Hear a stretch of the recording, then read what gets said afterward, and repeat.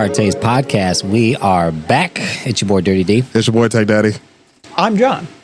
And there's no Ben, there's no Brandy. It's just the three of us, which I think this is the first time we've ever actually had this configuration. This is the first. Yeah, it is. So Threesome. that's interesting. It's very interesting. Not having threesomes in my attic, dude. It's too hot up here for that. It's too hot up here for that meat to meat. Yeah, we only have one fan. Well, we have two technically, but that was not. there's Call it the Anne Frank oven. Well, actually, there is. Oh, jeez, no. Oh no. Oh no. That's an intro for the Patreon right there. But we can cover that some other time. Anyways, welcome to Required Taste Podcast. If you are new, we are a history, mystery, and music based podcast. Welcome. Hope you enjoy it. We're going to do a little bit of banter in the beginning. Should be about 15 and or so minutes. We'll see how it goes. If you are a returning listener, thank you for the support you've given us over the years. We appreciate it. We're still doing this for you guys at this point because for us, it is hot. But for you guys, you get the content. So here we are. Anyways, we appreciate all the support. And per usual, we get your forehead kisses. There it is. Fantastic. Those forehead kisses were brought to you by this delicious Coca-Cola. That is. Oh, we're full on selling out now. Dude, I have bills. I have bills. That was a quick slope. We went from, maybe we do some commercials, and then we have sponsors now. We are trying to sell out. We're trying to sell out. Yes, exactly. There it is. That's the key. Also, if you listen to us on like Spotify, most of the streaming services, except for the YouTube video doesn't, other than like YouTube ads, won't have any ads in it. But our Spotify, like iHeart, Apple, all those like streaming services, there should be like 2 ads in the beginning and I think 1 at the end. But if you did make it past the first 2 ads, we do appreciate it because they are tracking that now, and we're trying to get some kind of revenue in this bad boy. I mean, we've been doing this for a while. I think we got $1 the first month. Okay. We had $1. Okay, that's right. That's true. The cost of operation has eaten that $1. We had to buy some things. The pigeon. Got a fan. Had to get hooker and blow. Obviously. For the pigeon. That's a war hero, man. It's a great time. So also if you're a new listener, returning listener, make sure that you're following us on whatever you can. We do have like social media for us, like so Instagram, Facebook. We have a website, requiredtastepodcast.com. That's been active for I think like 3 months now, 3-4 months maybe. I forgot when it was when I finished it, but make sure you're following us on everything. It shows support. It gives us some love. It makes us inspired to keep making these great contents for you all. So thanks for those that are following us. We keep getting new ones. I think every time I check the Spotify, it's like somebody new is following us. Yeah, it's awesome. And if you guys are new, we also have merch. If you guys like the logos we have, if you checked out the websites, there's a link on there that'll take you to a website that will give you all the merch that we have. You can order it. They'll ship it right to your door. Exactly. Yeah, it is. Everything's made to order now. We're not like ordering big batches, which we might have to do eventually, like when we do like any kind of like public speaking, like any kind of public podcast stuff. Yeah. We're still trying to wait for Mikey and Foreign Local to get open and running because we do still plan on doing our anniversary show there. It's just we're waiting on him to get his new place set up. We're all excited to see it. Of course, like we're supporting those that have supported us, and I mean Mikey's been on with us since the jump. The whole time. Yep. Since in the beginning, there was Required Taste Podcast. And somewhere Mikey was making beer. It was good. Yep. So that's good stuff right there. But yeah, selfless plug for our own merch, of course, for our own followers. And, it's just something that we've noticed the trend of. We're getting more followers now, which is dope. But we can always use more. Mainly our Instagram is a little dry. But that's where we have like some of the coolest followers. So like some of the coolest people are following us on Instagram. Like the company you did a modeling shoot for, they're following us on Instagram. Yeah. Which is pretty tight. Some pretty cool people. Yeah. Yeah, that's tight. Hell yeah. So I mean, yeah, that's dope that you're able to do that. That's dope that they follow us on Instagram. And then even like the dude that I met, Zach, that I was referring to before, the guitar player from Strawberry Girls, he followed us immediately. Oh, that's awesome. Like that's freaking tight. Thank you, Jess, for even bringing up the fact that we have a podcast. I feel like you're like a famous person. I don't want to tell you about the thing that I'm doing. That's kind of cool. Yeah, it's like almost like imposter syndrome. Almost, yeah. Where it's like you're like he's not gonna give a shit. Exactly. But he actually like followed us immediately. I'm like, what? Okay. Yeah. No, those guys were really cool. Well, you played a show with Strawberry Girls before. We got to play with them, I think, last year at the Beat Kitchen. They were just super cool dudes. They're so talented, man. It's wild. Yeah, it's really insane, man. Like, they're just a 3-piece. Right.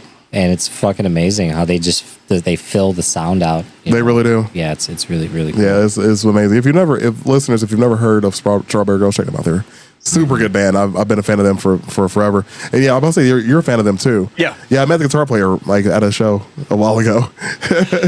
I never meet anybody cool. Yeah, it was pretty dope. Super nice guy.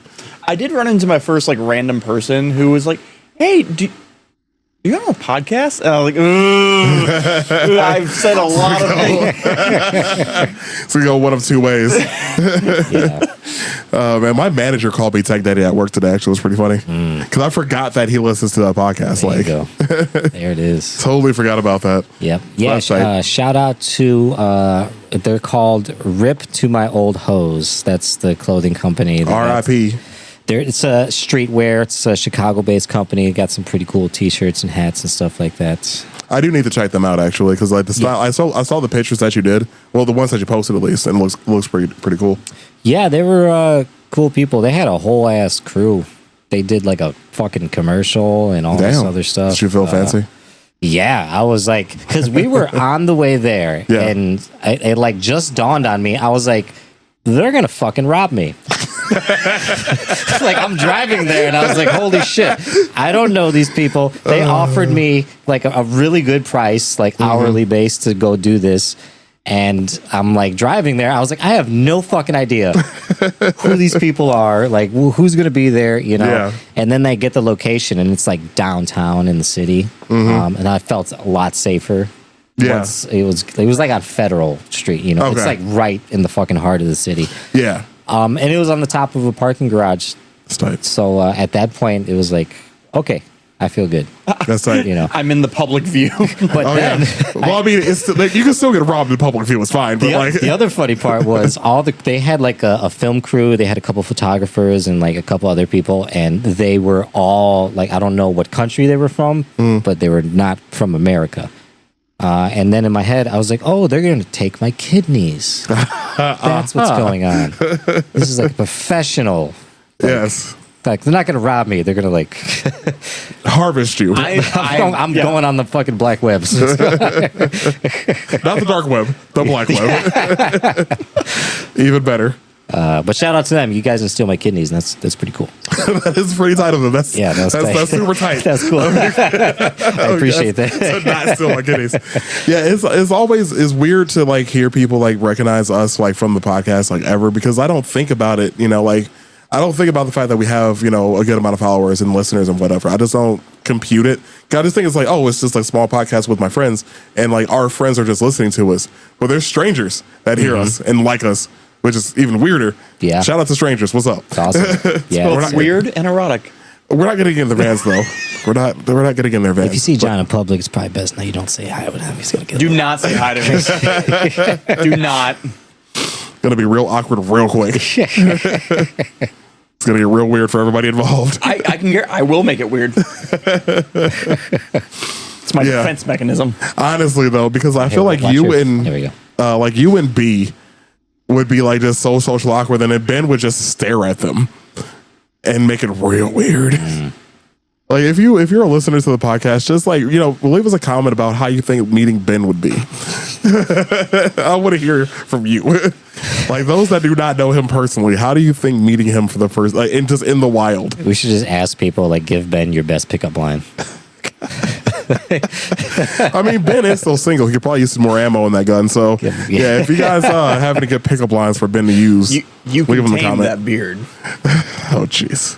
No, I mean like if they were to hit on Ben, what would be their best pickup line? I'm sorry. To use on Ben. Oh, my bad, dude. Yeah, Okay. that would be do both. All right. So internet, I need you to do both actually. So give us your best pickup line that you would use on Ben, and then also give us the best pickup line that Ben should use if trying to pick up somebody. We want both. Yes. Actually, I feel like we should do like a poll for this. So like, submit some stuff. Yeah. We're gonna put it on the internet. It's gonna be hilarious. We should do an Instagram poll, honestly, because those are really effective. Yeah, we're gonna do an Instagram poll for that. So yeah, send us your best pickup lines for Ben, to Ben, and from Ben. Hit us up on social media. Like I said, we have Facebook, we got Instagram, our email requiredtastepodcast@gmail.com. You know what? Hit us everywhere. Don't put up a poll. Just have everyone send them directly to Ben, unprompted. Sliding into that man's DMs. Just an avalanche of people sexually harassing Ben. And he'll have no idea where it started at. And then Facebook checks up on him. Oh, man. Well, I mean, he does listen to the episodes that he's not on, I'm pretty sure. So he would hear about this eventually, I'm sure. But I just want there to be like a week or two of just time where he has no idea what the fuck's happening to him. Yeah. We deserve this. As people. We need this. Yeah. It's like when you're standing outside and we're watching the rain, like, we needed this. We need this. Yes. As it will bring us closer together as a podcast. We just get a message from Ben like, what the fuck did you do? Oh, man. That's why I lock my doors. Last thing I need is Yosemite Sam on my front yard pissed. Laser beams going through your fucking, you just see the red dot. Exactly. No, that's why you gotta get the little laser air defense thing we were talking about. earlier. Yeah. Yeah. Like, honestly, I don't know why we just don't record every conversation we have at this point. Could you imagine Ben getting like hit by a salt gun? Like it accidentally hits. Oh, I have one. I have both options. It's fine. Oh, man. Like, do you want lead or salt? I have both. What's up? Oh my God. I'm just imagining like the automatic salt turret that sees Ben and it just Oh, dude, that'd be great. fucking lights him up. For those that don't know the context of this conversation, it's because I live in the woods and I have a creek behind my home, and there's mosquitoes as far as the eye can see. So, like, during the day, it's fine. But, I mean, it was like almost, not even sundown. It was like approaching sundown. John went to his car for something and was assaulted by mosquitoes as far as the eye can see. I got here and there were none. Yeah. And then I was like an hour later, I'm like, oh, I gotta go get something out of the car. And it was just a wave. Like, Yep. I could like immediately start swinging my arms like a crazy person. If there's nobody here, like if I'm not like having people over or like, whatever in my backyard, I do not go outside past sundown. Yeah, you'll get carried away. Exactly, dude. I literally I lock my doors, turn my alarm system on, and do not think about the outside. The outside's dead to me after the sun goes down. I don't go out there for shit. And like if I'm coming home at night, I'll open my garage door and then skedaddle. That's some Walking if you will. Dead type shit right there. Skedaddle as swiftly as possible into You my gotta home. board your windows up at night so the fucking Mosquitoes, don't dude, get- they're fucking vicious out here, man. They're so like again the creek because of the damn creek being right there, and they're just sitting there and they're fucking. And You know what pissed me off? I like the how most? you were just like, just fucking. they are. And then DJ's out there apparently now. That's one more thing I have to be aware of. I'm just butt ass naked in the creeks. Oh man, I don't know how deep that water is back there, dude. I wouldn't do it. That is one thing that pissed me off is I found out mosquitoes, they don't drink blood for like sustenance. They drink it for reproduction. Oh yeah, It's vital. It's like what fertilizes their eggs or gives them the protein they need. right. And so they're doing it to make more fucking mosquitoes. Yes. This is bullshit. Does that Yes. mean I got like half-breed mosquito babies out there That is a terrifying carrying thought. my blood? That is a terrifying thought. I got an army of blind mosquitoes out there just fucking. Useless. Hell yeah. Yeah, in fact, you definitely don't. They're all fucking dead. They couldn't find anything. They didn't last long. After No, that. not at all. Not at all. Because I thought about getting like a bug zapper for the backyard or something like that, but it would never go off. Wow. It's just the entire time. It's like a Tesla tower. Lightning everywhere. Dude, I would actually love to have a Tesla tower fucking sized bugs out of my backyard. Like, NIPSCO's already high enough. I mean, like, at this point, just run it. A monolith in the Just- middle of your fucking backyard. Oh, yeah, that'd be so. And it would still be going off all night. Like, there's no chance it wouldn't be, man. Yeah. Got some weird wildlife out there. I've been fighting a fucking a wasp nest all week. That's been fun. Oh, that's Let's spray it again tonight. That's Oh, why yeah. Ben's not here. Yeah, dude. So like, I was in the front yard, and we used to start off with a question in these episodes. We just started bantering about whatever, and it's kind of just working out. I like it. So I was in the front yard, and I saw like these yellow jackets like keep going to this crevice in my garage. So I'm like, okay, obviously I'm gonna take this thing out. So I started spraying it, and Jess is here like carrying a lamp inside, and she stares at me with like lampshade on her head, just looking at me like, what do I do? Like, you should probably move faster than that. Get in the house. Run! Run for your life. Save yourself. Right. So I'm sitting there spraying this damn thing. It has like a 20 feet arch on the damn thing, which is great for Oh, me, by wow. the way. So I'm out there just having a great time. And the next day I have to do, this is 3 days in a row, and I'm doing it at night too, like at night, afternoon, whatever. I'm doing it, when it was time. And they're still flying out. I'm like, man, like how many are in here? And then I look down, like, why is that a different kind of hornet right there? Like there's yellow jackets in the wall, and there's a different kind going into a carpet that's on the floor. I'm like, what is this? They called special units on you, man. Special Spec Ops has been deployed to the AO. They got the SWAT And team. So, I'm the SWAT team.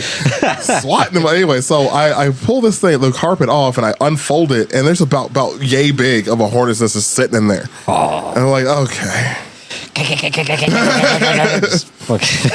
can't. All right. First and foremost, ammunition's expensive. Yeah. Yeah.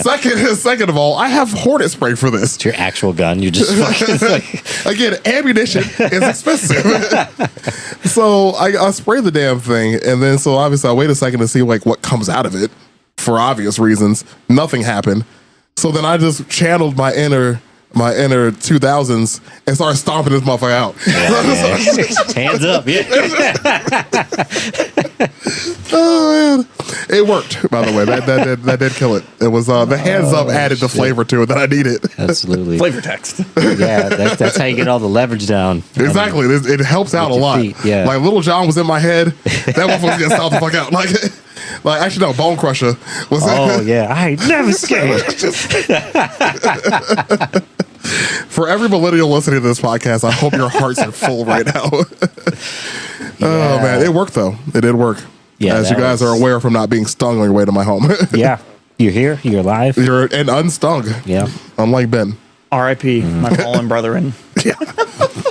Jeez. Also, if you're listening to the podcast, I have no idea what we're referencing. What episode was that he got stung in? I don't. It's been a while. It was a few months ago. I know that much. What the fuck are we talking about? I can't remember. 6 Day War. Okay, yeah, right. So yeah, go back and listen to the episode we had about the 6 Day War, and you will, if you're watching it, it was recorded, so there is video evidence of him being stung. But the audio of that without the video has to be pretty funny, I would amazing. imagine. Yeah. So Hilarious. So yeah, there's that. Yeah, he was stung in my attic, which is unfortunate. Israelis heard we were talking shit and deployed their fucking B units or Whatever they the got nowadays, whatever they're using right now to do unspeakable things. Yes, those people, fucking assholes. They make a good rifle, though. I will say that. But anyways, moving on. Moving past that. Carry on. Moving past that. We're at 18 minutes though, so that was pretty good. That's pretty good banter right there. Banter right there. So we're good banter. As I mentioned in the beginning of the episode, if you're new, we're going to do a little of that in every episode. So stay tuned. We're about to get to the actual topic now, which John actually had a topic for us as well. I think this is the first time in 3 years that you've actually had a topic you wanted to talk about. That tracks with the level of work I do. Like that's on par. Yeah. I thought it was time to contribute something. Yeah, And then- actually put in some effort. and then I'll go dormant again for 3 years. And you know what? That's fine. But I'm also surprised we haven't covered this. Dude, we have so many things we haven't covered. It's astounding. It's the Yeah. best part about this podcast. We will never run out of topics. The list keeps growing, not shrinking. It's Or kind of impressive. We'll just start making shit up. I mean, never mind. We don't do political stuff on here, so I just can't. But there was because we're not the first to just make shit up. Yeah. This is what the damn Constitution is. Anyways. Yeah. All right. So- If you don't mind, go ahead and you can get us kicked off here. So today we are talking about the Korean Peninsula. All right. All right, so we're going to dive into this, but there's something I want you guys to keep in the back of your head. Is this peninsula, it's a not long, narrow piece of land. It's right off the coast of China. It's in between kind of like China and Japan, connected to China and Russia. The landmass of this country is about the size of Utah. Yeah. It is not large. Yeah. And so everything that happens, keep in mind, Oh, yeah. The absolute scale. Utah. The scale of what is happening. Yeah. Mhm. Very small area. So Korea, we're going to start off in kind of the early 19th or in the early 20th century. Korea first starts getting a little spicy in in what we would call modern day Korea in about 1910. That is when Japan officially started controlling the Korean peninsula, and they officially annexed Korea. And this was in the beginning of Japanese imperialism and kind of before they started grabbing fucking everything. Now, Japan declared Korea the protectorate of Japan because that was their one like landmass that was attached to like mainland Asia. Asia. But the Japanese did not treat them as people. So actually going on that, I just remember something that I meant to bring up before, like just history-wise before that. Like Japan and Korea have such a long history. Yes. Such a long history. And we may actually briefly discuss this before if you go back to our episode about the Ghost of Tsushima. We actually speak briefly about what happened after what that happened in the game. And which, by the way, great episode. Go back and listen to that. That's probably one of our best episodes, to be honest with you. It's probably, I think it's our most listened to episode to this day. Yeah, I believe so. Is the Ghost of Tsushima episode. Fantastic game, great episode. But why I bring that up though is because after Mongolia tried to invade Japan, Japan invaded, fought them, but they fought them in Korea. So Japan and Korea have such a long history. Most of it's not good. Yeah. So the Japanese from 1910 to up through the end of World War II occupied Korea, and they treated the Koreans as second-class citizens. The Japanese did keep kind of the Korean wealthy elite happy, but the peasants, they fucking raped, slaughtered, forced them into military service. There's actually a good movie, I can't remember what it's called, but basically it's a Japanese officer and a Korean person who is forced into enlistment and how they survive World War II. They ended up fighting with the Japanese.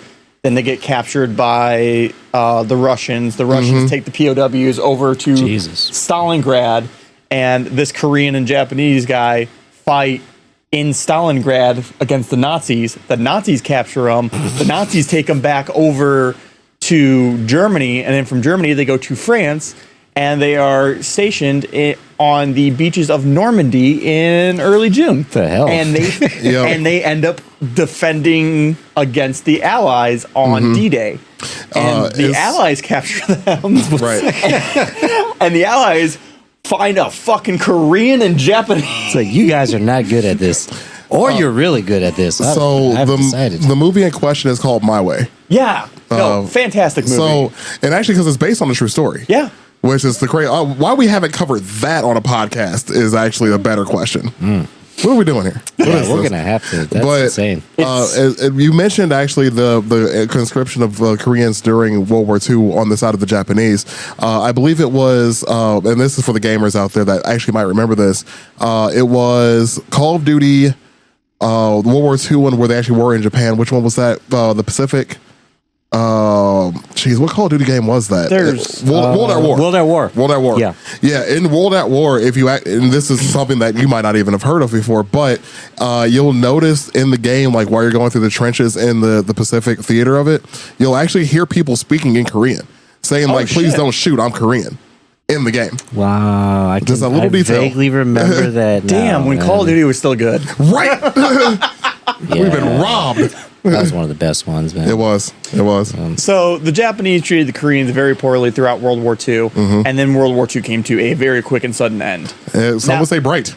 Some would say bright. Now, the key detail is when when the U.S. first dropped the atomic bomb on Japan, the U.S. knew Russia would eventually join the war against Japan.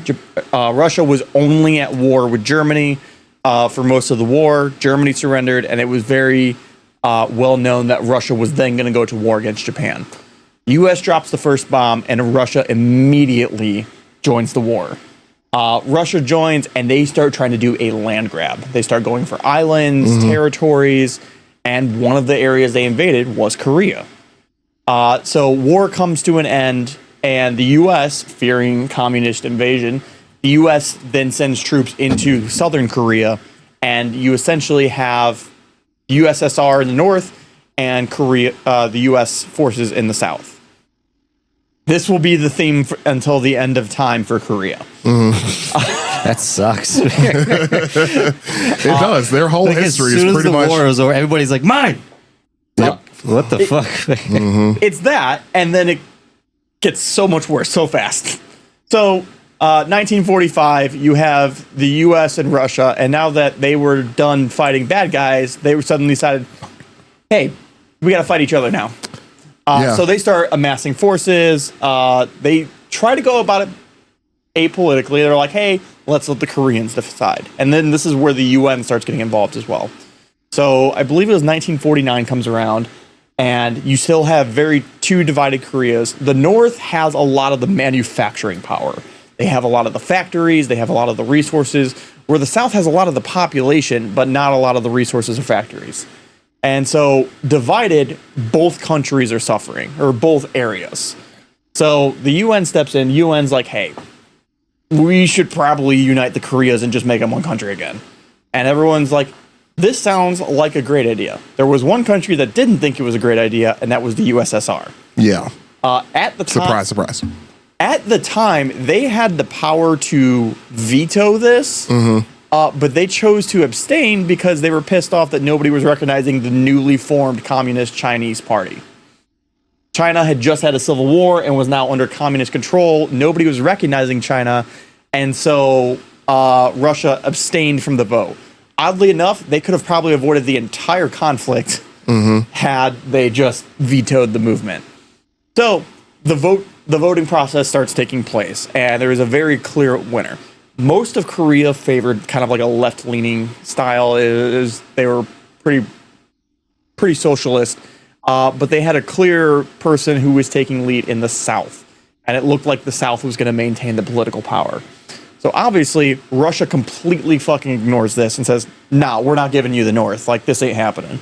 And Russia begins training North Korean troops. Then in June of 1950, what was realistically happening is both Koreas were planning to invade each other. The North just did it first. The South was planning on doing it. They didn't anticipate it was going to happen when it did. But the North invades Southern Korea. And by the way, I just have to make one quick correction. It was actually Call of Duty Vanguard. Call of Duty Vanguard. I never played that one. Was the one I was thinking of. Wait, no, I did. I don't know. Sorry, I just wanted to make sure that correction was in the actual recording and not an edit I made later on.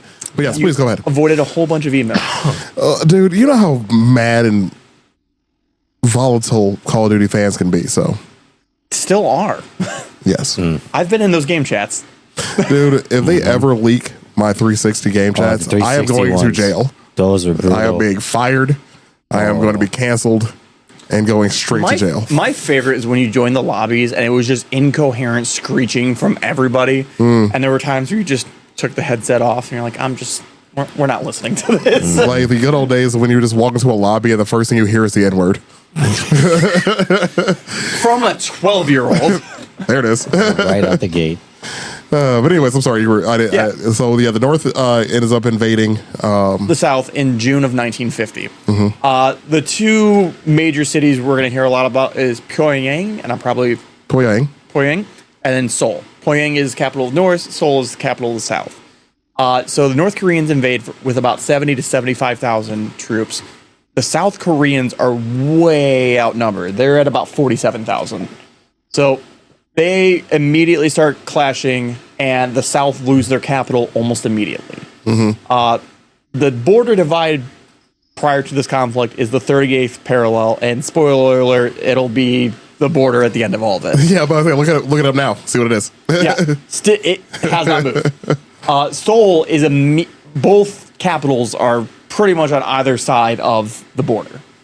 So the South Koreans start getting their fucking teeth kicked in.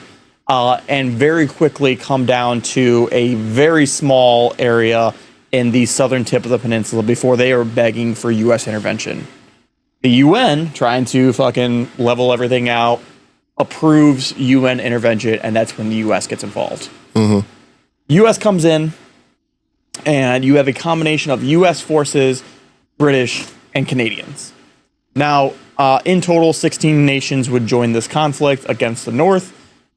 But at the time, in the north, it was just the North Koreans. They were being heavily supplied by the Russians. They were being trained by the Russians, but it is just the North Koreans at this time. It's a slow comeback. So the U.S. gets involved, and you got to remember, this is a not even 5 years after World War II. We still have a shit ton of supplies. It's still mainly World War II equipment. What the difference is, a lot of this shit's battle tested. Oh, yeah. Of the one thing that will be emphasized in this war, it's a very short war. A lot of people die very quickly. You have two powerhouses. You have the USSR and the American equipment that are just fucking fine-tuned killing machines at this point. Oh, yeah. Killing Nazis will make you real good at war. Yeah. It's a good time. I don't know why people forgot that was a thing that we did, but okay. Now, keep it pushing. It's fine. there was one thing that was preventing Russia from like agitating things, and they mainly wanted to stay out of the conflict. And that was, of course, how the U.S. ended the World War II, the atomic bomb. However, in 1949, Russia gets their own. And so it really quickly comes into a level playing field. Now, Russia didn't have the capability of mass producing these things, and for a while, nobody knew how many they had, but it was well known that Russia now had the ability to produce weapons. When the U.S. gets involved, their initial goal is to stabilize the region, get everything back to where it was, and chill the fuck out. Yeah. Insert General MacArthur. Oh, yeah. I was actually just trying to look that up, and my internet just went out, so that's fun. General MacArthur was one of the key minds that led the U.S. campaign, the island hopping campaign in World War II against Japan. He is well renowned. He is a combat expert, and he motherfucker knows what he's doing. Part of this conflict and part of his decisions throughout the conflict he's well known to be fairly racist, but one of the things that kind of stood out is I still feel like he was embarrassed by losing the Philippines in World War II, and so he constantly seems like he's trying to overdo things and make sure that he's on the winning side, and I think it's always a saving face ideology. Sure. So MacArthur gets involved. This happens around October of 1950, so we're about 4 months into the war, and the U.S. starts making lots of headway.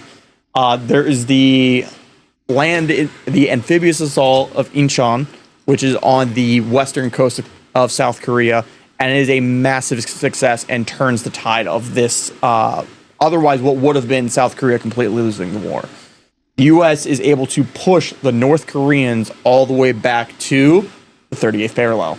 Imagine that. We're back to ground zero.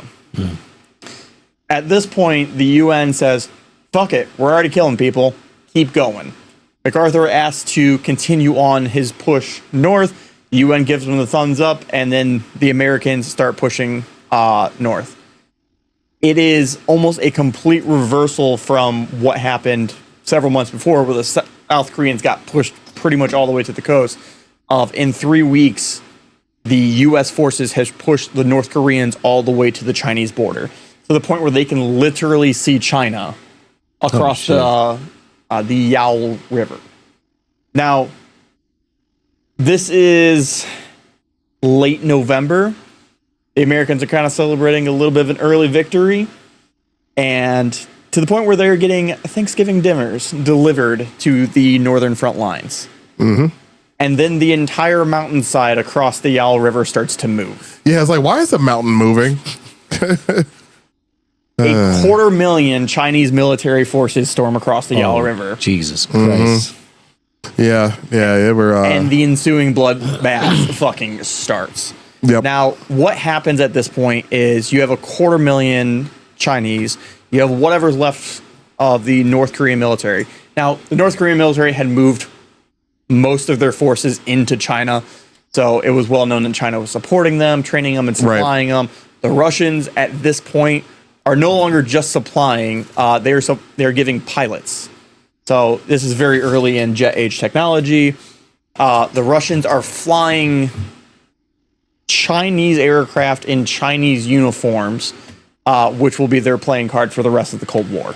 Yeah, they use a lot of people's stuff to try to disguise themselves as whatever. Because they didn't want to make the Cold War hot, but they still wanted to fuck up everybody else's stuff. So I'll tell you who did want to make the Cold War hot. well, MacArthur really wanted to make Fucking it. MacArthur. MacArthur wanted to show them the sun again. MacArthur immediately starts asking to deploy nuclear weapons in North Korea and China.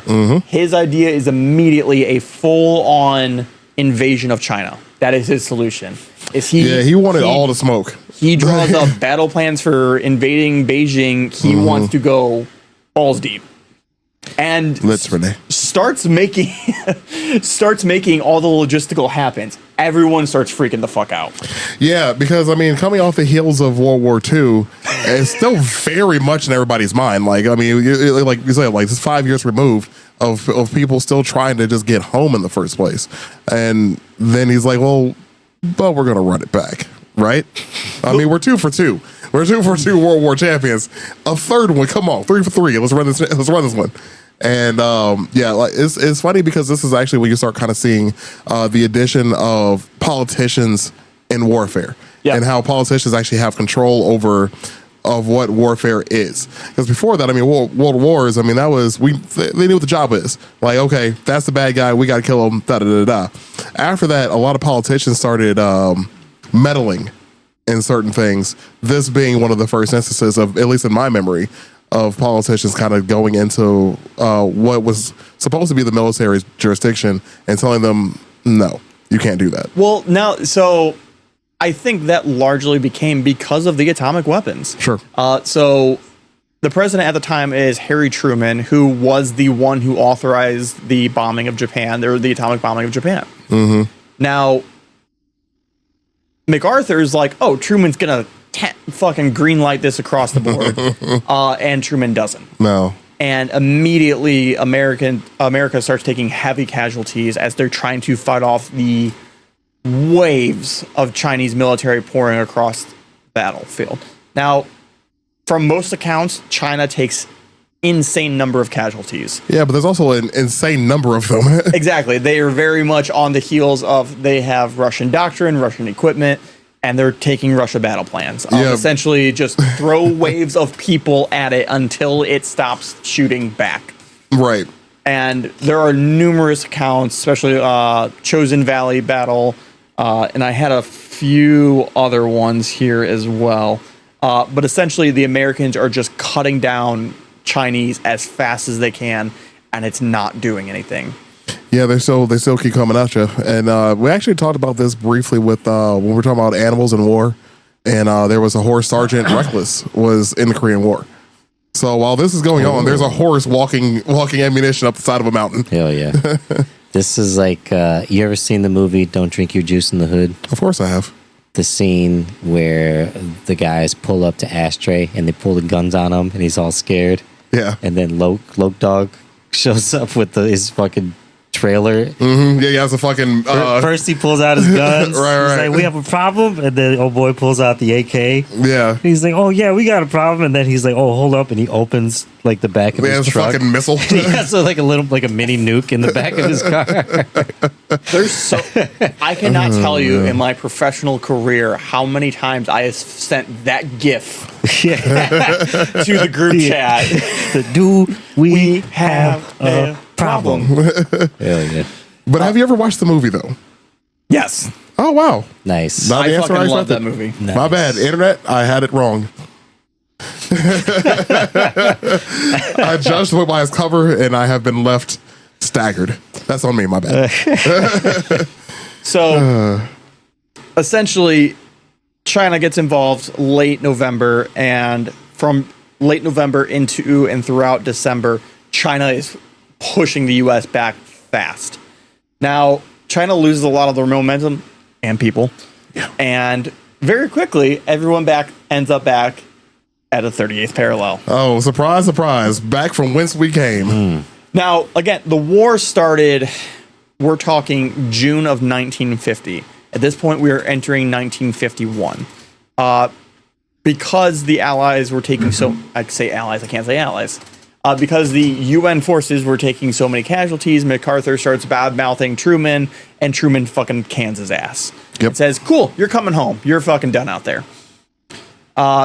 It turns into a massive stalemate. Basically, everyone digs in on the 38th parallel, and nobody moves.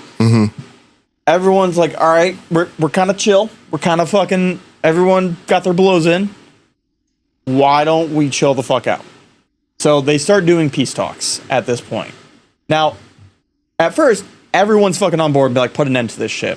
The peace talks would continue on for another 2 years. And essentially during that 2 years, nothing fucking happened. And not as in nothing happened, there wasn't fighting. People were dying constantly. There were major battles all along the 38th parallel, but it was a stalemate. Once these forces got dug in, you just had massive amounts of forces on either side of the border. Everybody was constantly worried about nuclear warfare and how those were going to get involved. And so no advances were made. It was just these little skirmishes across this 38th parallel and these massive fucking battles of trying to upset the other side. And essentially, once China got in, both USSR, China, the UN forces threw everything they had out there. So it was just an area that wasn't fucking moving. And what year was that again? I'm sorry. So we're in 1951 is 51. when the stalemate starts. Okay. I keep thinking of that fucking meme video of like either side at a stalemate, and the guy's like, "Hey, what's your name?" What's your name? He's like, "I'm Tony." What's Fuck your you, name? Tony. What's your name? Ezekiel. Fuck you, Ezekiel. And that's pretty, I mean, whenever I think about the DMZ, this is what I'm thinking of. Yeah. Yeah, like it's just them just like at a stalemate, but they're still like, "Fuck you." But one side is really, really hungry, and the other one's not. Anywho. Yeah. The North Koreans, the one thing they had going for them in the early parts of the war is essentially is they used everybody. You had men, women, children all fighting in the forces, where it was kind of that total war mindset until they were 100% committed to it, to where South Korea was more along your modern style of thinking. So this stalemate starts in April of 1951. The peace talks go on for another 2 years, no major movements. And essentially in 1953, a armistice is finally agreed upon. Now, everybody signed this. Everybody verbally said yes. There was one signature absent from the papers. Oh, okay. South Korea. South Korea to this day has not recognized the armistice, and technically the war is still going on. Yeah. It's true, and it's petty, and I love it. I will never sign that piece of paper. To this day, the Korean War is still technically going. That's amazing. And it gets funny because either side still only recognizes one Korea. Right. It's not that they have recognized that, like, oh, we're South, they're North. Like, no, this is all ours. This is it. You just have that for now. Yeah. That is so ass backwards. Because I remember watching, I think it was on History Channel, they did like a documentary, like the first kind of good quality documentary on North Korea. And they just kind of like about 20 minutes was just about the border and how they just fucking stare at each other. Basically, like at all fucking times. We're gonna get into some of that here. I got some more notes on what the current situation. Yeah, because I'm trying to remember some of the things that happened in the middle of then and now, because there's been like several just incidents that have happened. Go ahead. I'm sorry. There's quite a few incidents. So the end of the war is July 27th, 1953, when the armistice is agreed upon. Now, part of this is the agreed upon demilitarized zone, or DMZ. This is a 2.5 mile wide no man's land where there is no allowed entry. It is heavily mined. There are trenches, there are barbed wire fences, there are walls, machine gun nests. And actually, there are several like biology papers written about this because it's largely untouched. And so biologists use like drones and other shit, and they go out there and like take samples because it's mainly uninhabited. Right. And it's this area that was once very heavily populated and now no longer exists. There is one section where both sides have a road that goes into a set of twin buildings. You have one building on the North Korean side, one building on the South Korean side, and then you have the conference center on the DMZ line. This conference center, even inside, is split 50-50. There is a line in the room That side is North Korea. That side is South Korea. And you have the Korean soldiers on their respective sides. I wish you would cross this motherfucking line. I would talk Do it, shit motherfucker! I dare you. all I day. double dog dare you. Ooh, I wish you fucking That would is cross this. legitimately a concern of if you get too close, there is a concern that they will grab you and pull you over, and there is Yep. nothing that can happen. Yep. Oh, Well, because hasn't it happened before to civilians, I think so. like getting just taken? it's like the most extreme game of dodgeball ever. So what's funny is they hand pick the people who stand guard on the demilitarized Oh, yeah. zone. They pick the tallest motherfuckers, the most mean looking, Hell yeah. the beefiest, Shit talkers. Yeah. and the North Koreans respond by actually feeding those soldiers, Good for them. so they don't look fucking skin and bone. Emaciated, yeah. Jeez. And both sides just man's fucking weapons pointing at each other. Yep. There have been a number of incidences throughout since the end of the war between artillery shells being fired back and forth, rogue missiles, rogue planes that Yeah. Like it's like I got one. what if you just had a bad day? You found out your wife cheated on you, and you got to go and work. You're on North Korea watch, and then you just show up at work. And you're like, fuck it, just like I'm gonna start a war. I would definitely You show know. them my balls. Fuck it. Yeah. like what? Like what's off limits? That's just, Like I'm mooning them at least once a day. So I'll play you a scenario that See my happened in ass. real life.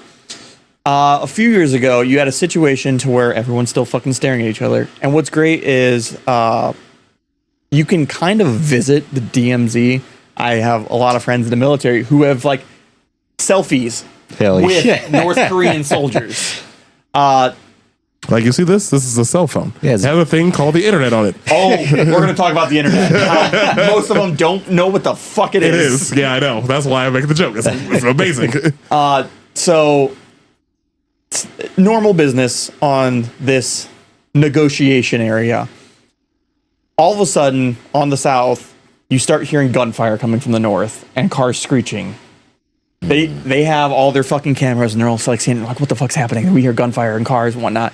And you see a fucking Jeep come flying down the road Hell with a yeah. whole nother trail of Jeeps behind it. Jeep comes over, tries to come off the road, immediately flips. Some guy gets out of the fucking Jeep and starts running at the South Korean side. In my head, they're blasting Guns N' Roses in the Jeep. South Koreans immediately guns up, everyone's fucking pointing guns at each other. Yeah. North Koreans show up, they pull guns, and they just start opening up on this dude. They're fucking shit. shooting like fucking crazy. South Koreans are like, they're not fucking shooting at us. Come on, you little motherfucker. I dare you. Whoa. Let's see what happens first. The North Korean makes it onto the South Korean side, and they're still shooting. They're like, they're not fucking Close shooting at us. South Korea never fired a shot. It was a Unfortunate. defector who had just escaped from a prisoner camp Wow. and was defecting to South Korea. Dude fucking makes it without getting hit. Good for him. Yeah. That good old stormtrooper. That's the guy who Ran. gets cheated on. He fucking just Good old he's like stormtrooper. this one hit, smoked a whole joint, just blasting fucking Guns N' Roses. Barrel rolls the Jeep. Well, I mean, being part of a labor camp in North Korea has to be fucking miserable, and that's what like because I've always seen like videos of Europeans or even dumbass Americans going to North Korea, and like there's so many rules you have to adhere to while you're there, and one of them being you can't record while you're there. I'm pretty sure you can't. You can, but it's all there's certain Of the propaganda stuff. Yeah. Like, well, what they want you to see. You have a tour guide, and if you do something else, Straight to jail. Right away. The one guy stole a painting, and and it was Kim Jong Un. He immediately went to a labor camp. Yeah, and that was his dumbass fault though. Like that was a dumbass move, and dude, like you deserve that. Like It's easy to think of like the North Koreans as like this stupid people, but they're held underneath this fucking boot. And they're Oh, starved. yeah, the people are- They have no education system. They're brainwashed. They think their leader is a god. who doesn't poop? They think he doesn't poop. He does not poop. No butthole. No butthole. Doesn't need it. Doesn't defecate. Doesn't Doesn't need- defecate. That is a fact from the state government website. I wish we were making this up. No, that That's is amazing. I vaguely remember some of that stuff from that History Channel documentary because it was that one lady who always does like the really in depth, like where she goes and like interviews Oh, people. yeah. So I forgot her name, but she was like they got in trouble because like the cameraman when they were filming they had like one of the statues of Kim Jong and he like got down and laid down in front of it and they were like freaked the fuck out just because like they said that was like a sign of disrespect yeah. to just like lay down in front of the statue, like just that little Yeah. thing. And they were like that at the next strike is like you're fucked, you know. So there's actually a show on Netflix called How to Become a Tyrant. I think it's Yeah. the title of it. In one of the episodes, they actually go over the Kims and their family, like just all the outlandish things they've said about them, like Yeah. all the things that they allegedly can do, like the fact that one of the Kims shot a perfect game of golf, Yeah. Oh 18. yeah. the first time he ever played. Like one of the Kims doesn't produce any waste, so never needed a bathroom. So like they don't poop or pee. So I No have poo poo or pee pee. some of the interesting facts. Before you cover that, I want to talk about one of the incidents that happened at the border. Yeah, you mentioned go for the guy that the defector. The tree cutting incident has always been one of my favorites.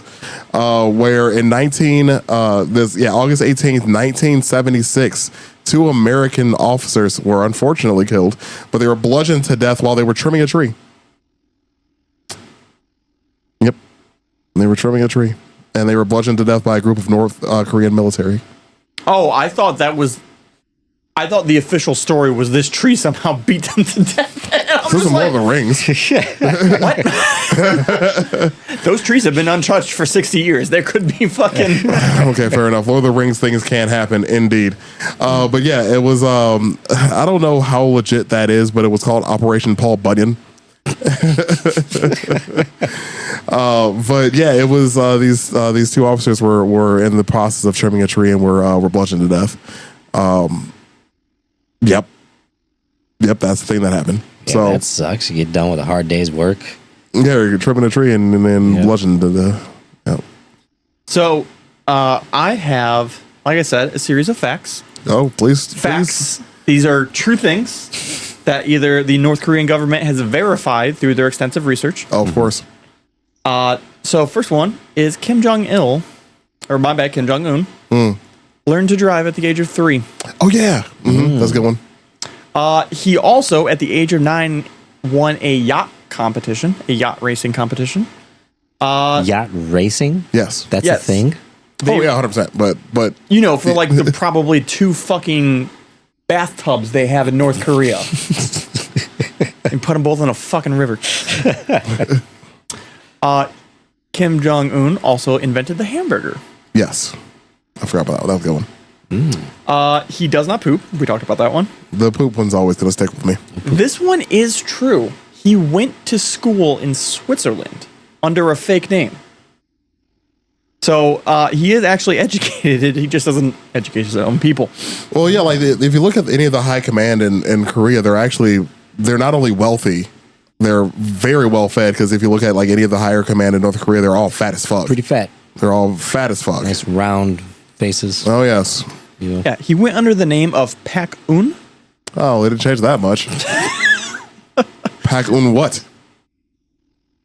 Anyways, Fucking pack on a few pounds, you fat piece of shit. thank you. He reportedly has an annual budget of $30 million in alcohol. Yeah, namely it's Hennessy. He loves Hennessy. We Loves Hennessy. Didn't we talk about I that in the think we did. Kodiak episode? The cognac, that's a classic episode right there. Yeah. If you haven't heard that episode, cognac episode was like one of our first ones we did, actually. Yeah. It was a history of cognac. Because he was like the #1 purchaser. Purchaser of cognac in the world, yes. The one thing I think is hilarious and that I always forget, he is friends with Dennis Rodman. Yeah, Dennis Rodman successfully stopped World War III, and I'm going to die on that hill. Yeah, Interesting. Dennis Rodman has been to North Korea numerous times A lot. and hangs out with Kim Jong-un. Yep. There's a photo episode. It's hilarious. Wow. Yeah, Dennis Rodman single-handedly stopped World War III, and I will die on that hill. This was like a few years ago. Like this was before he got sick or whatever happened to him. Yeah. Yeah, this was in like the 2010s. Wow. Like this was like 2010s this happened. I remember it vividly. I'm like, that's the worm. That's what they should have made the movie about instead of fucking James Franco trying to fucking kill Kim Jong. Yeah, like the interview. yeah, the interview. yeah. Just have Dennis Rodman do it. It's fine. Yeah. I remember when that came out and they were gonna release it in theaters, and then like North Korea threw a big fucking bitch fit about it, so they didn't release it in theaters, and they just released it on like Netflix and everything else. Do you remember the terrible action movie Dennis Rodman was in?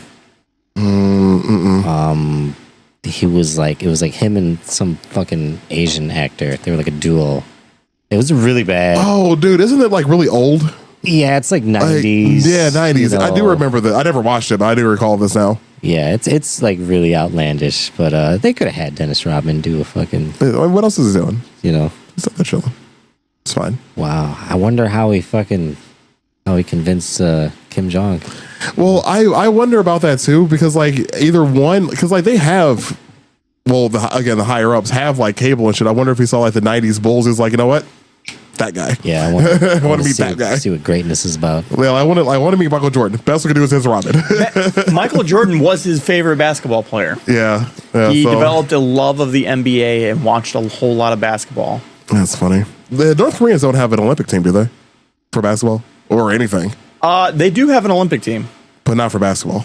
I don't think for basketball. I don't think they eat enough to grow large enough for fucking basketball. I would pay money to watch them play basketball. Oh god, that's just be so All right, sad. I'm gonna look this up. Like, Please do. figuring that out. They executed a general with an anti-aircraft gun. Why not? Sure. There was a time period where they thought he faked his own death. That was in 2020, where he went missing for 20 days. That's the only reason why I ever found about his sister, because his sister was projected to be the next leader while he was gone. Yeah, so there's still theories, because when he finally did reappear, he was significantly thinner, and people still think it's a possibility, because North Korea's kind of chilled the fuck out. After that, yes. After that, yes. And so there's thoughts that maybe Kim died and this is a body double that is in place. Because they stopped making a whole lot of threats. They did. 'Cause I remember right before they were trying to figure out a ballistic missile, and it kept falling in the ocean. Well, so that was so when they fire their ballistic missiles, most of them are planned to go into the ocean, but they never go where they say they're going to go. That's yeah. Yeah. Because I remember they were threatening Japan, and we were like, dude, they make PlayStation and anime. You can fuck off. Well, so if you look up some of the videos, they're terrifying. Of like the missiles don't go near Japan; they go over Japan. And so like the Japanese sirens going off, and where they have no idea if this is fucking right airstrike or yeah, dude. If they fuck up, if they fuck with Japan at all, it's over with. Like. Yeah, Japan will murder them. It hilariously. I loved it when North Korea was. This was like again right before the 2020s. North Korea was fucking around with everybody, and it got to the point where China's like, "Hey man, if you kick shit off, we're not coming in." Right. We are not getting involved in this. Yeah, exactly. I also looked up. They do have a basketball team. Oh, It is a amateur basketball association of DPR Korea. Another fun fact: Dennis Rodman was originally called over there to help coach their basketball team. oh, So that's how the friendship started. Oh. And there's a documentary that he filmed called Dennis Rodman's Big Bang in Pyongyang. I enjoy the effort that was put behind that. so you guys want to just watch that after this? What are we doing I want here? to see Dennis Rodman just fucking cross these motherfucking little Koreans, just break their fucking ankles. So now we know that the only people that are getting fed are the few people that are on the border watching South Korea, the higher command of the North Korean army, Kim Jong's fat ass, and maybe a handful of their special forces. Got it. Yeah, Fun fact. Oh, and the basketball team. and the basketball team. And the basketball team. More Yeah. fun facts about North Korea. There is only 3 TV channels, all state controlled. Most of them about Kim Jong Un. The year is not 2025. There, it is 1912. That Adds up, actually. Yeah, because don't they have like another weird thing? Like when someone is born, like So- they're automatically one So when they're born. They're not like it's not till their first birthday. So- like when they're born, they're automatically that's one. Sure. that's all of Korea. So yeah, the Koreans use a different system of aging, and so when you are born, you are 1 year old, and then I think it's when you pass the New Year, everybody immediately becomes 1 year older, and so I think like you can be born December 30th. Get fucking prorated. Yeah, just pro. Okay, that's fine. I guess like it's I- everybody's birthday. I guess. I Fuck. think when you're born, it's like you can be born December 30th. On January 1st, you will be 2 years old. 2 now. You better grow up, kid. Is that when Korean New Year is, or are they just going off of the like just everybody else's New Year? I think they go off of everybody else's, and that's just like their calendar thing. I don't understand but North Korea specifically is 1912. I don't know. Yeah, how does that add? up? Korean New Year is actually February 17th. Ooh, that's interesting. Because I didn't think it was the same time as ours. That's why I had to ask the question. Wow. Oh no, my apologies. I messed this up. Oh. It is not 1912 there. It is the year 114. So they restarted their calendar on Kim Jong Il's birthday. Of course. And so it is the new year is on his birthday, and it is 114 years old. Okay. All right. Kim Jong Il was born on a sacred mountain and accompanied by a double rainbow. Yes. Yeah, that was El Rainbow's birthday. And like the Sacred Mountain thing, because the mountain isn't even in Korea, is it? I don't. Like it's like a fictional mountain or some shit, right? I could be wrong about Mount Pikachu. this. Okay. Mount Pikachu. I nailed it. Yep, you're doing it. The reality is he was born in Siberia. Which one was Oh. that again? Which Kim Jong was that? Il. So the dad. He was born in Siberia in the Soviet Union. Oh, and they also said a new star appeared in the sky on the day sky. of his birth. Yeah, that's another one. No cowboys in North Korea because blue jeans are banned. No blue jeans. Wow. World's largest military per capita. No surprise there. You can choose one of 15 government-approved haircuts. Nothing else. I really hope one of those is bald because I can't grow hair. That's not a lot. You know, usually, you get your creator guy in a game, you get like at least 30 options. I'm sorry. Actually, Mount Pektu. I'm not sure. I'm not probably pronouncing that Pikachu. wrong. The Pikachu. Yeah, Mount Pikachu actually is a real mountain in North Korea. By the way, I messed that up. That's on me. I should say that Kim Jong Un's haircut is not one of the 15 you can choose from. Well, because he's a special boy. He big special boy. You are not allowed to celebrate your birthday on July 8th or December 17th because those are Kim Jong Il and Kim Jong Un's birthdays. So you were not born that day. Sure. Most people don't know about the internet. They have their own internet, and I'm gonna fucking kill this one. Kim Yong Young. Sure, that's what it's called. That is their government-run website. Okay. Ordinary citizens are not allowed to access it, Okay. and it's heavily monitored. Of course, defacing Kim Jong Un equals death. Trying to leave equals death. Political opposition is death. Mass mourning is required at the death of their president god. There is video of that too, of the mass mournings that they do, and it's just thousands and thousands and thousands of people, all probably very hungry and crying their eyes out because their great leader is dead. And the last fun fact I have is they have a fake city. There is a large city built right on the border of the DMZ that is, from a distance, very impressive. It is entirely uninhabited and covered in megaphones. These megaphones blare out across the DMZ towards South Korea. Now, these megaphones blare out phrases like, if you defect to our side, we will give you rice. Now, talking to some of the South Koreans, you'd be like, hey, like, why the fuck would we go over there for rice? Right, we got rice right here. The propaganda is not for the South. Oh, It is for the North. They are trying to convince their own people that the rest of the world is starving, and that's why they are starving, but that they have actually all of the food. dude, if Korea ever starts some shit and they get taken over and all of this stops, like all of this comes to an end, So there's actually genuine concern for that. Yeah. Of if Kim Jong-un dies and suddenly North Korea has to get merged into the rest of society. There's concerns about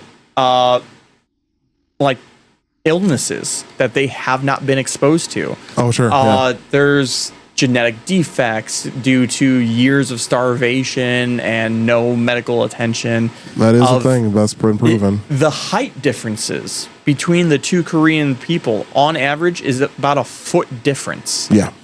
because of the malnutrition going on in North Korea. Well, they actually, and I read this recently, actually just sent me an article about it, about the actual genetic, and like this is the genetic, like through generations of starvation, like how it can actually affect a person. So like if you were starved or your family was starved before you, like how it can genetically affect your offspring. And I never even thought about that before. And so like, yeah, like what you just mentioned, being that is a real concern, it has to be. That's that, like those people, like I just imagine like the mind blowing that will happen that when they realize everything they ever believed was a lie. And I think that might have a problem with people offing themselves. Yeah. So would be my first concern is people literally not being able to cope with that. there's a lot, like there's actual sections of the South Korean government that are their entire job is to plan for that eventual merging. Yeah, that's a crazy job. And it's just because like a lot of people don't think about it, but a lot of things that can affect you genetically are things like starvation, thirst, Right. Abuse, and all these other things, being worked to death, literally. Mm-hmm. So these all when you reproduce under those conditions, the cells that come up with biological defects and mutate have a much higher chance of being among the only cells left. A lot of the good cells have died off, and so the stuff that gets passed on to your offspring are often defective. Yeah. And so it causes a lot of these issues. So like being hungry your entire life can have impacts on your children, even if you come into a lot of food later on. Yeah. It's already too late. So there was jokes that like even if North Korea decided to merge, of like it just wouldn't happen at this point. Ironically, it would probably be that South Korea would keep them separate. And it's almost like even that, like I would also imagine you'd have like a Jonestown kind of effect where like people don't want to defect. They just want to stay how it is, just because they're so like brainwashed into it, You're gonna have an issue of like even the languages are starting to separate. Yeah. Oh wow. Of like the dialects are completely different now because That's it's been wild. so long since they've interacted with each other. Well, I mean, I think the combination could probably happen eventually, but it's going to take generations for it to be fixed. Like generations and generations of actual fixing it. I mean, the older people there, like it reminds me of what happened when, like actually speaking about what happened right before the war, with World War II, and how the Japanese people were indoctrinated to believe in their code, and they thought that the Americans were the worst, going to do these horrible things, and they started jumping off the cliffs. And I feel like it would be the same thing for a lot of those people, where like they wouldn't want to believe anything else. And it doesn't take like again, it's easy to think of these people as like stupid and brainwashed and whatnot. Most of the Japanese, when the Japanese surrendered in World War II, 99% of the population had never heard the emperor's voice. Right. Wow. And they Right. believed he was a god. Yep. And so you have the same situation in North Korea where they think Kim Jong-un is a god. Mm-hmm. And they worship him. And if he were to die or suddenly admit that or like try to merge with it, they have to come to the realization that they've made all these sacrifices for nothing. Yep. And the population is well aware of the death camps and the concentration camps that exist across the country. It's estimated currently that there are 120,000 people in concentration camps in North Korea. Damn. It's a lot. Yeah, and I never would say that I think the people there are stupid. They don't literally don't know any better.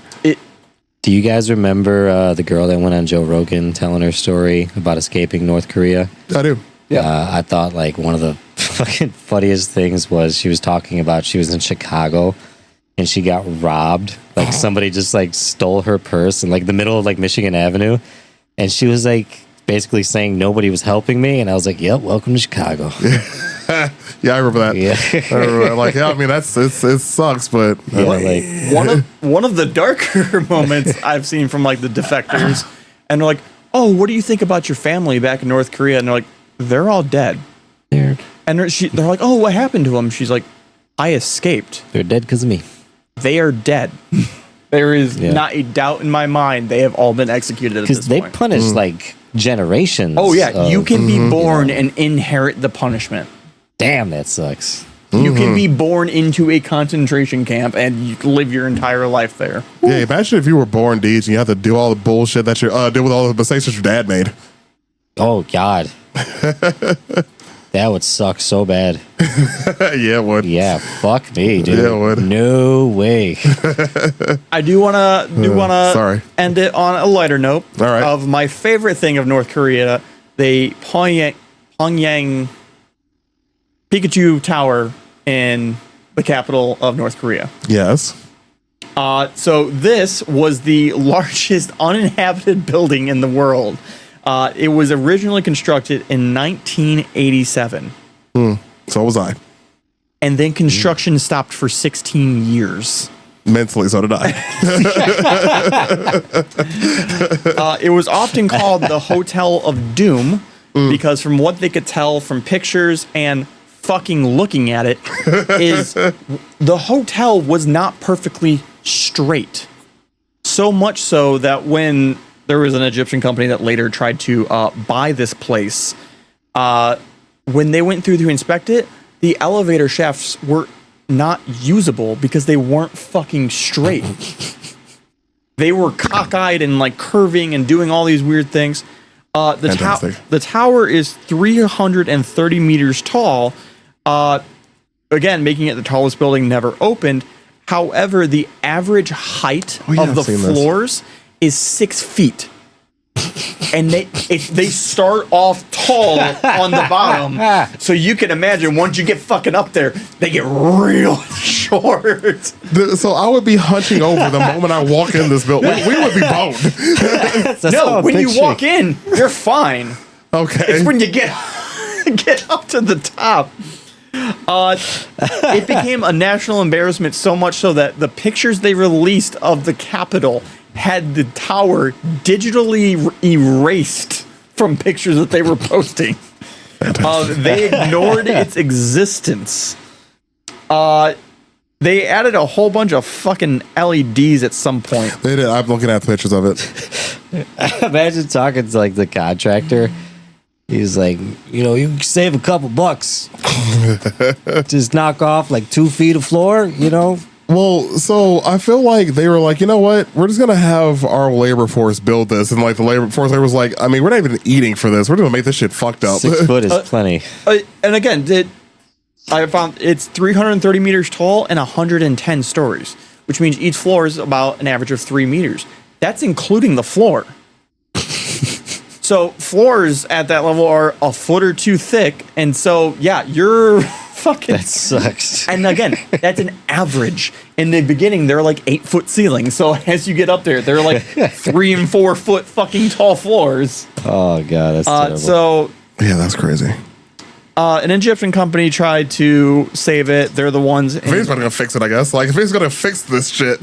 In 2008, they bought it and then later abandoned it. They finally installed glass on it, Oh, that's nice. so it started visually looking like a building, and they put LEDs on it.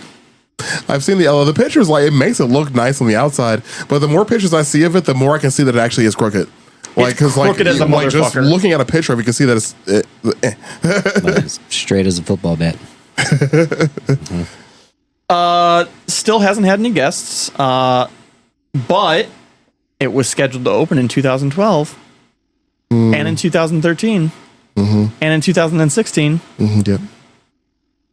That'd be a good like a Not open. whorehouse. They did like one of those like Reaper's Realm in that place. Yeah, That'd be pretty cool. yeah, that's wild, man. So to this day, nobody knows what.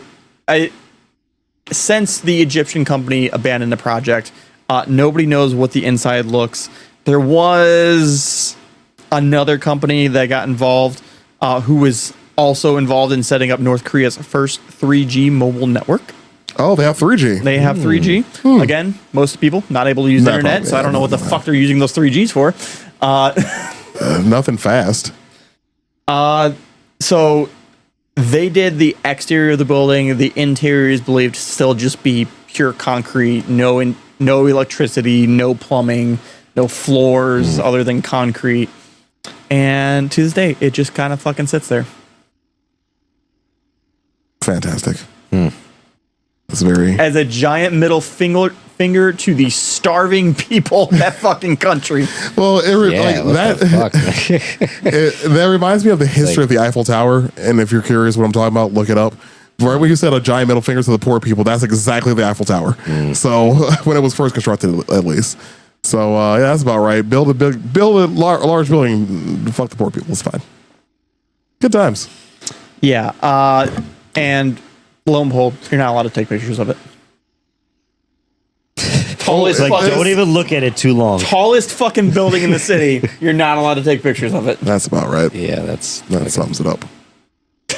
Fantastic. And that's all I got. if the Alright, cool. Egyptians couldn't fix it, they showed up there like, Dude, like I said, like if anybody's gonna fix this, it's gonna be the Egyptians. Like they have a plan. we got nothing. 3 weeks in, there's a pyramid built around it, basically. Nothing inside of the fucking building. Well, there's nothing to see here. We couldn't Right, fix right. it. It's fine. Just don't ever go inside.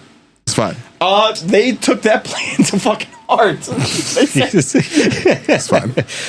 like, as long as nobody, uses it for building stuff. Right. Jeez. Fantastic. Well, I mean, we can wrap it up here, man. We're at an hour 16 minutes, so I feel like that's a solid episode talking about North Korea and Felt longer. their shit. So yeah, that's good stuff. Yeah, that was a We good covered one. a lot of information. Yeah, that's like good stuff right there, John. Look at Hell you lead an episode for once. Hell That's yeah. some shit. Well, anyways, I'm gonna wrap this bad boy up. If you I'll have take made that $1 now. Oh, the dollar's gone. Anyways, if you made it this far in the episode, we appreciate you giving us a listen to. Like I mentioned in the beginning, we do have a lot of social media. We have a lot of episodes, so give us a like, give us a follow, rate us on whatever you're going to rate us on. We appreciate it. Give us a name for the pigeon still. We have yet to name the pigeon. We have some names. Want a couple more? Send us some names. You'll get a free T-shirt out of it. Anyways, like I mentioned, give us follows, give us likes. It's hot up here, and I'm tired. And we appreciate you giving us the support. And that's about all for me. Y'all be cool. Thanks, guys. Bye, friends.